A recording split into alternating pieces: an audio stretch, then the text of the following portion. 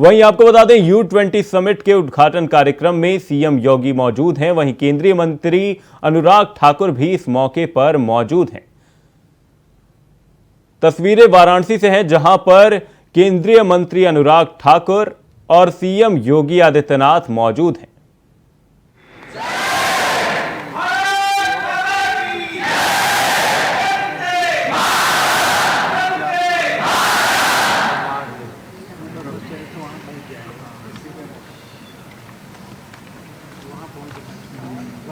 Y20 के आज के सम्मेलन में जिनके नेतृत्व में दुनिया के यूथ डेलीगेट्स यहां पर उपस्थित हुए हैं, सूचना और प्रसारण तथा खेल एवं युवा कल्याण मंत्रालय के माननीय मंत्री श्री अनुराग सिंह ठाकुर जी, उत्तर प्रदेश सरकार में कैबिनेट के मेरे सहयोगीगण श्री स्वतंत्र देव सिंह जी, अरविंद कुमार शर्मा जी, अनिल राजभर जी, रविंद्र जायसवाल जी, गिरीश चंद्र यादव जी, Y20 समिट के चेयर श्री अनमोल शोभित जी, सचिव युवा कार्यक्रम विभाग कार्यक्रम मंत्रालय भारत सरकार श्रीमती मीता राजीव लोचन जी,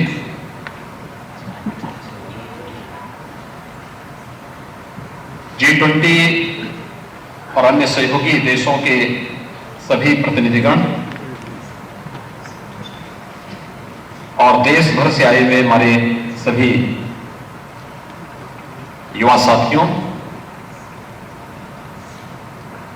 देश के सबसे प्राचीन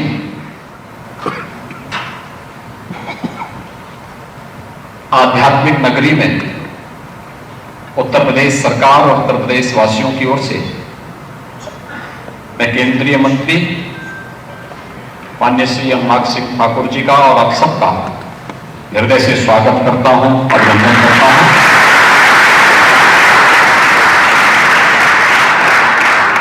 मैं आभारी हूं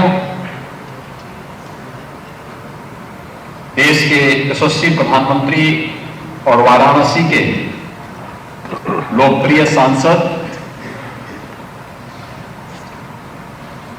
आदरणीय श्री नरेंद्र मोदी जी का, जिन्होंने G20 से संबंधित कई समिट के आयोजन का अवसर उत्तर प्रदेश को दिया और उसमें Y20 का यह मुख्य समिट वाराणसी में आयोजित हो रहा है। मैं इसके लिए उनका उत्तर प्रदेश वासियों की ओर से हृदय से आभार व्यक्त करता हूं।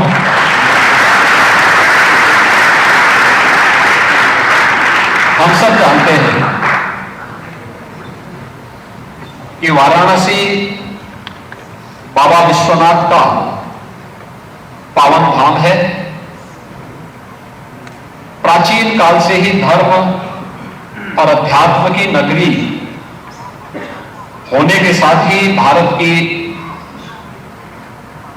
अध्यात्म, दर्शन, शिक्षा, साहित्य और कला की भूमि के रूप में भी यह प्राचीन नगरी जानी जाती रही है।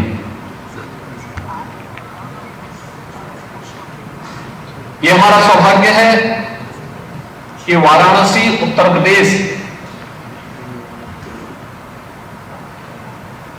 की एक प्रमुख महानगरी होने का सौभाग्य प्राप्त करती है। इसने न केवल उत्तर प्रदेश की सांस्कृतिक और आध्यात्मिक परंपरा को,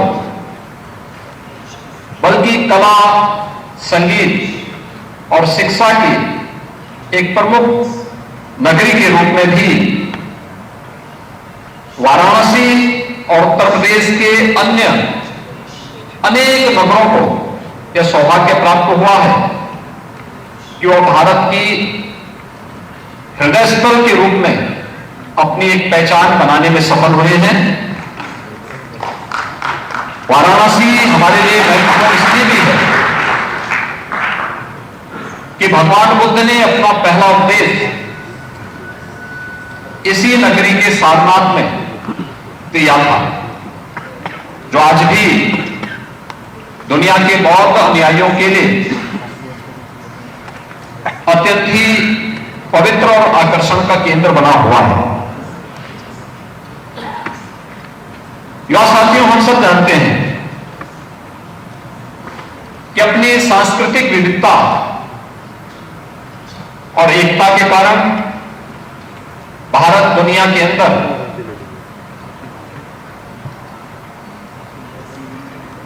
दुनिया के नागरिकों के लिए आकर्षण का एक केंद्र है।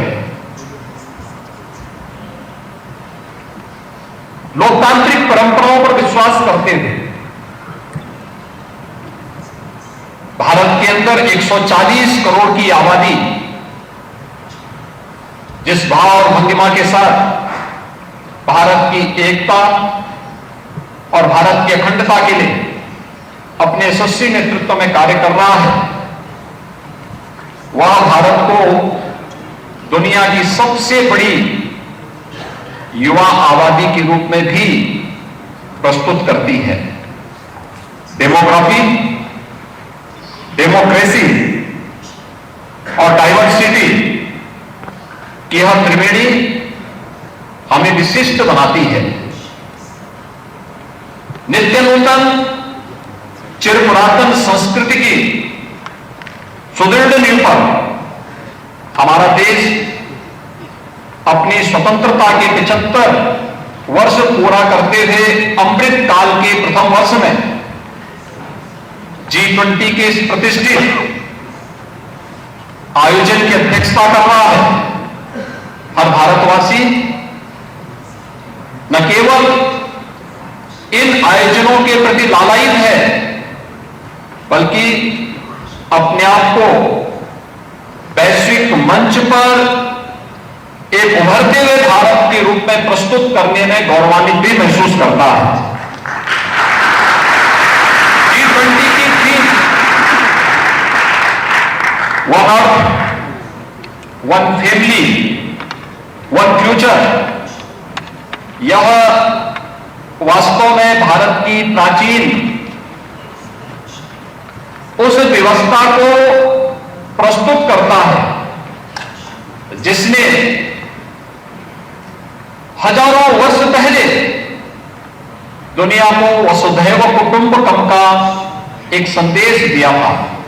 यानी पूरी दुनिया एक परिवार है, एक परिवार के रूप में पूरी दुनिया को मानने वाली उस व्यवस्था को, जिसका वास्तव में अर्थ क्या है कि यह मेरा, यह तेरा, यह विचार संकुचित सोच के लोगों का है।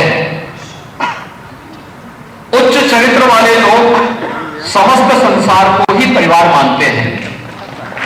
हमें गर्व है, भारत ने सदैव से ही इन उदार भावनाओं का प्रतिनिधित्व किया है और G20 का यह समिट इस बात का उदाहरण भी है। हमारे युवा आने वाले समय के नीति नियंता हैं और इसीलिए विश्व मानवता के बेहतर भविष्य के लिए वर्तमान में किए जा रहे विमर्श में उनकी भागीदारी अत्यंत महत्वपूर्ण है। G20 के अंदर Y20 का आयोजन वास्तव में इस पूरे आयोजन की प्रासंगिकता को भी आगे बढ़ाता है। यह सम्मेलन इस वैचारिक यात्रा की परिणति का प्रतीक है, जो दुनिया के सभी कोनों से आए हुए युवाओं के सामूहिक प्रयास से कई माह पूर्व प्रारंभ की गई और यह पहली बार नहीं हुआ। मुझे जब मैं अपने युवा साथियों के बारे में सोचता हूं और जब मुझे कहीं से लगता है कि लोग हमारे युवाओं के इस पोटेंशियल पर, उनकी प्रतिभा पर प्रश्न खड़ा करने का प्रयास करते हैं, तो मुझे स्वयं उस समय दुख होता है। दुख इस बात को लेकर के होता है कि कौन सा ऐसा कालखंड नहीं था जब युवाओं ने अपनी प्रतिभा और अपनी ऊर्जा से समाज को एक नई दिशा न दी हो। या साथियों, आप प्राचीन काल से भारत की व्यवस्था को देखें या दुनिया के अंदर भी युवाओं ने अपने समय में जो कार्य किए, उसमें जब हम लोग युवा शक्ति की बात करते हैं तो हमें मर्यादा पुरुषोत्तम प्रभु श्री राम भी याद आते हैं। उन्होंने कहा था, जब उन्होंने संकल्प लिया था, निस्सरहीन करो वही भुज उठाए प्रणकीन, यह प्रभु राम का वह आह्वान है जो भारत की धरती से राक्षसी वृत्ति को, नेगेटिव पावर्स को पूरी तरह समाप्त करने का आह्वान उन्होंने किया था। तब प्रभु राम युवा ही थे। याद करना, मथुरा को कंस के अत्याचारों से मुक्त करने वाले, उनके राक्षसों के अत्याचार से मुक्त करने वाले, परित्राणाय साधूनाम विनाशाय च दुष्कृताम का आह्वान करने वाले श्री कृष्ण भी युवा ही थे।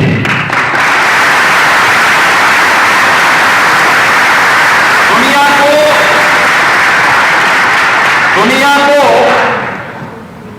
निर्वाण का संदेश देने वाले महात्मा बुद्ध ज्ञान प्राप्त करने के बाद पहला उपदेश इसी वाराणसी में देते हैं, सारनाथ में, और तब वे युवा ही थे। भारत के अंदर 4 कोनों में 4 पीठों की स्थापना करने वाले और भारत की सांस्कृतिक एकता को मजबूती प्रदान करने वाले आदि संकल्प मात्र 32 वर्ष की आयु ही जिए थे। स्वामी विवेकानंद ने वैश्विक मंच पर भारत की प्रतिष्ठा को बढ़ाने का कार्य किया और मात्र 39 वर्ष का जीवन जिया था। स्वामी प्रणवानंद जी ने मात्र 42 वर्ष का जीवन जिया था।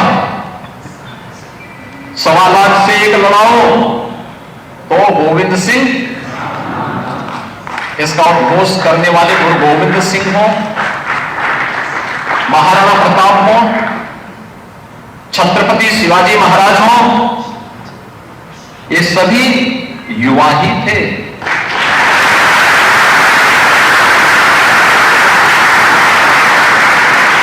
सिंहासन हिल उठे, राजवंशों ने विभूति तानी थी, बूढ़े भारत में आई फिर से नई जवानी थी। वो लड़ी मर्दानी तो ये कहने वाली महारानी लक्ष्मीबाई इसी काशी में जन्मी थी और मात्र 23 वर्ष की उम्र में उन्होंने झांसी की आजादी के लिए युद्ध लड़ा। तो मुझे खून दो, मैं तुम्हें आजादी दूंगा। इसका उद्घोष करने वाले नेताजी सुभाष चंद्र बोस भी युवा ही थे।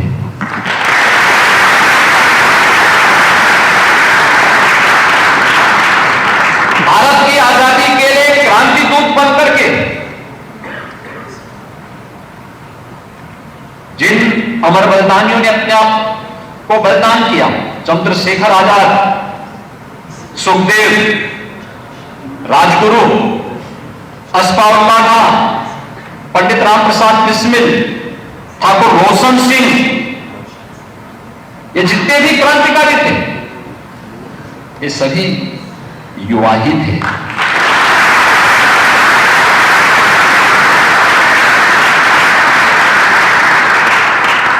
विनायक दामोदर सावरकर मात्र 28 वर्ष की उम्र में उन्हें 2 आजीवन कारावास की सजा हुई थी। 28 वर्ष की उम्र, वे युवा ही थे। और महाभारत का वह दृश्य जिसमें 16 वर्ष का अभिमन्यु चक्र व्यूह को बेचता हुआ और वो छक्के छुड़ाता है।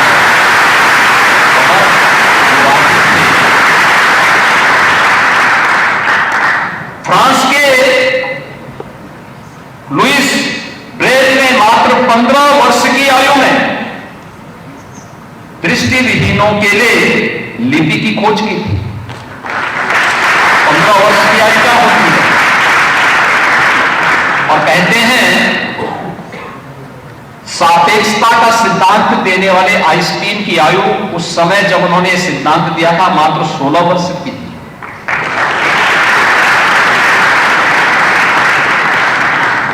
और यह भी कहा जाता है कि गुरुत्वाकर्षण का सिद्धांत देने वाले न्यूटन की उम्र उस समय मात्र 23 वर्ष की थी।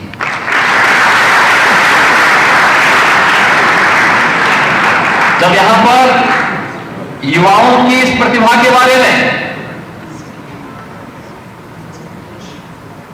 भारत सरकार की युवा कल्याण मंत्रालय की सचिव उस थीम के बारे में बता रही थी और अनुराग जी ने इस बारे में विस्तार से हम सबके सामने बात रखी, तो मुझे लगा कि वास्तव में प्रधानमंत्री मोदी जी ने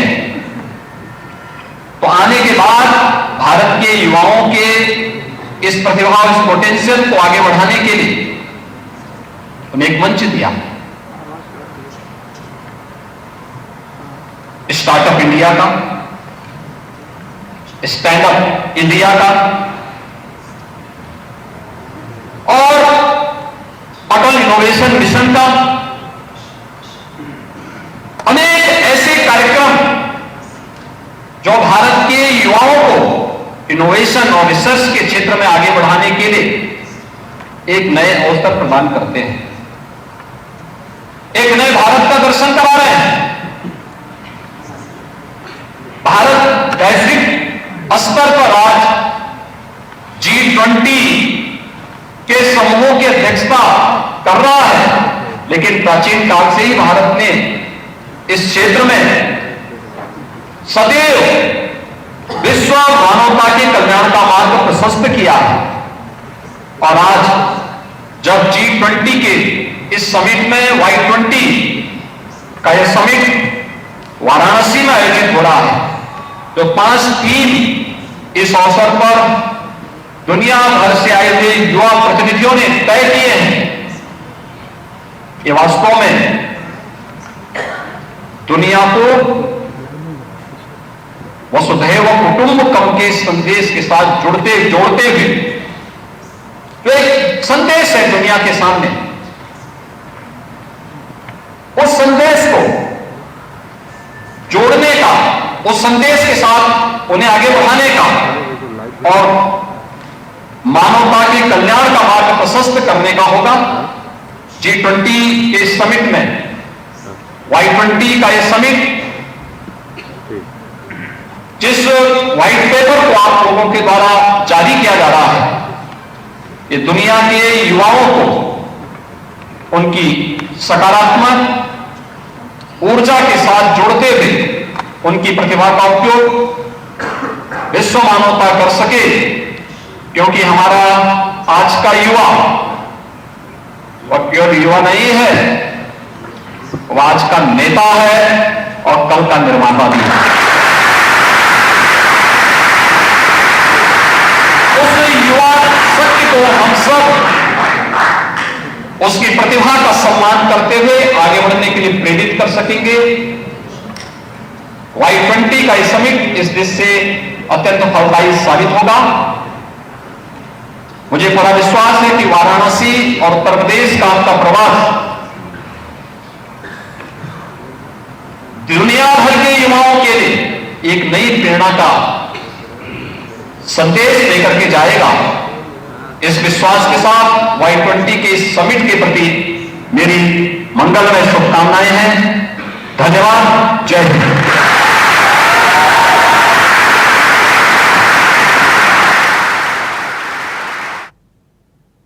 फिलहाल के लिए इस बुलेटिन में सिर्फ इतना ही। कहीं जाएगा नहीं। इंडिया वॉइस पर खबरों का सिलसिला रहेगा जारी। नमस्कार।